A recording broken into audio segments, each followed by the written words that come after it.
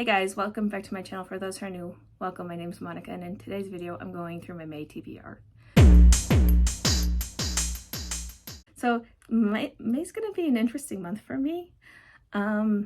We got a lot going on in my family, but I'm also participating in a historical romance readathon, which that TBR video will be a separate TBR. I will obviously be reading more because it's me, but let's just get into the books, okay? So the first book that I'm going to be reading, well, it won't be obviously the first book, but the first book that I know I'm going to be reading is Queens of Shadows. This is book 4 in the Throne of Glass series. After reading The Assassin's Blade, I honestly am getting wary of this book. I haven't gotten to Throne of, as time of filming this TBR video, I haven't gone to the third book. I'm kind of, the Assassin's Blade like just wore me out on this series, so I'm just like, I don't know if I want to continue. But I am going to, I'm continuing because everybody says it's going to get better, but I just don't care. Like that, I didn't care about Assassin's Blade. It was just like these little short stories. Okay, anyway, you're not here for that. But so Queen of Shadows picks up where Selena Sardovian, she's our assassin lady, and she is going off and being her badass self and doing badass stuff. I don't know. But that is part of the read along that we're doing with Jess from Honest Fiction. It's in her Patreon. So yeah, now I'm not putting this one on my TBR because I don't know if I can get the book. My library, I've requested it, but I don't know if I'm going to be able to get it in time. But Tori from Novel Life, she is doing a book club for historical romance. Is The House on the Bison Bay by Chanel Clayton. So I'm not putting this on my TBR because I do not know if I'm going to be able to get to it. They haven't, I've requested it, and I don't know. They haven't been able to give it to me yet, so I don't know. But because my library hasn't purchased it for their Libby, so I don't have the best library. Sometimes it's a hit or miss. So anyway, cover to cover hasn't announced yet. They'll probably announce at the beginning of May, I think. So yes. So for Historical Hellions is going to be His Forbidden Touch by Shelley Thacker. This one is medieval historical romance, and it's a disgraced ex-knight, Royce Saint Michel, who was banished from his homeland because of an impulsive act that cost him all he held dear, and now he has the chance to reclaim his birthright if he agrees to escort the lovely Princess Sierra across a war-torn land to her royal wedding. The two set off alone through snowy mountain passes, but forbidden desires soon proves even more dangerous than the assassins on their trail, with the fate of two kingdoms hanging in the balance. Will Royce and Sierra do as honor and duty demand, or surrender to the longing in their hearts? This was first published in May of 1997. You know what? I'm all about it. It looks good. So we shall see. And then on Just from Peace Love Books on her Patreon, we're doing a read along for Nora Roberts. This month's picks for May, and I think the May, if I remember correctly, let me look it up. Well, I have my computer open because I don't remember. I can't even remember. Let me put it this way. If my head was not attached to my body, I'd probably leave it in the bathroom. That's how much I remember half the time. So that is why I have to take notes, and that's why I'm always looking down, because that is just the way I am. Okay, so yes, the live show for the whiskey, because we are going to be reading Whiskey Beach, but I already read it because I wanted to reread. It was a reread for me, and it was still 5 stars. So yes, I highly recommend this one, and you should join us for the live show if you're on her Patreon. It's May 11th at 7 p.m. Eastern Standard Time. I will leave her Patreon, linked down below. I highly recommend this one, and it's a lot of fun.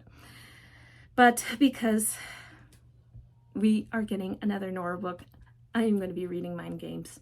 This one is a suspenseful new novel of tragedy and trauma, love and family, and the evils that awaits. As they do each June, the Foxes have driven the winding roads of Appalachia to drop off their children for a 2-week stay at their grandparents. Here, 12-year-old Thea can run free and breathe in the smells of pine and fresh bread and Grammy's homemade candles.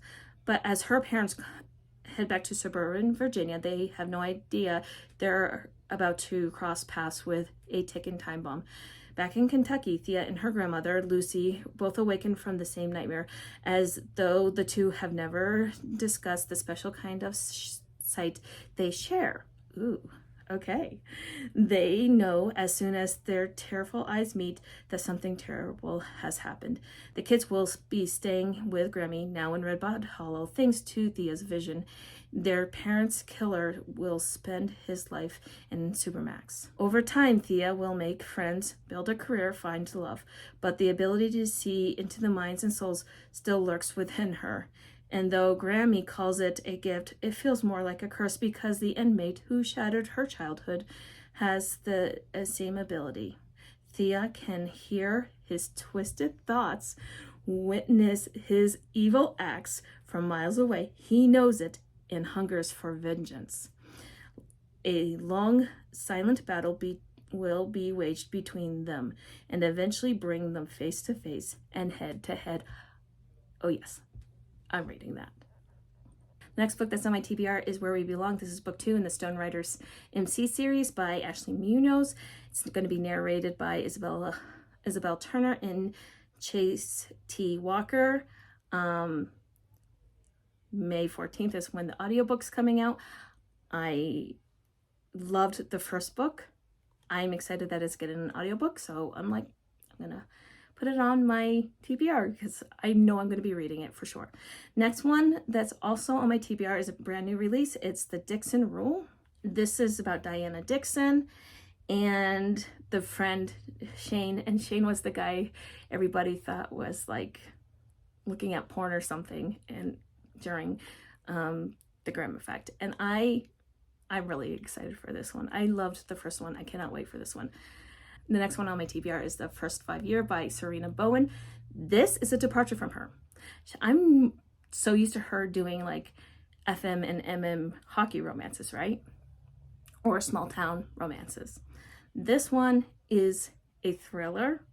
It's a mystery thriller that definitely also says that it has a romance to it, so it could be a romantic suspense. I'm not quite sure, but it's mainly marketed as a thriller. So I am very, very curious about this. And it has a 4.15 rating. I really, really like Serena Bowen's writing. Yes, so I'm really interested in this one, and I'm definitely going to be reading it. So on my backlist TBR for 2024 is The Wrong Bride by Katerina Mora. I've never read a Katerina Mora book. I still haven't read a Katerina Mora at all, like none. I have never read her at all. So I'm going to start with The Wrong Bride, which is the first book in the Windsor series.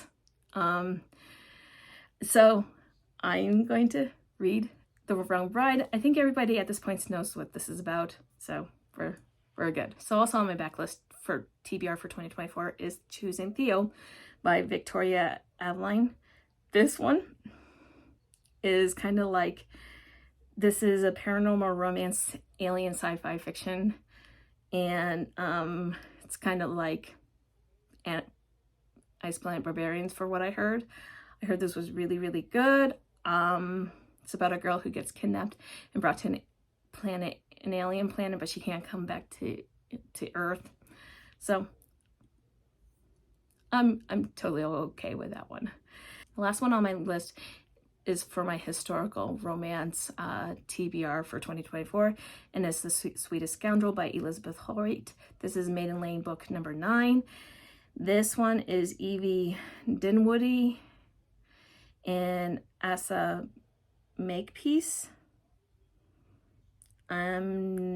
think this one is a mystery Regency era. But yeah, I'm just trying to get through the Maidenly series. Anyway, those are the books that I am going to be reading, or at least committing to, in the month of May. Let me know what you're committing to or reading, on what's on your TBR in the month of May.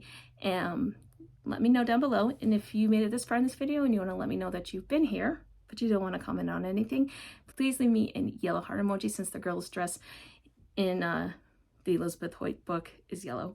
And until next time, my friends, happy reading. Bye.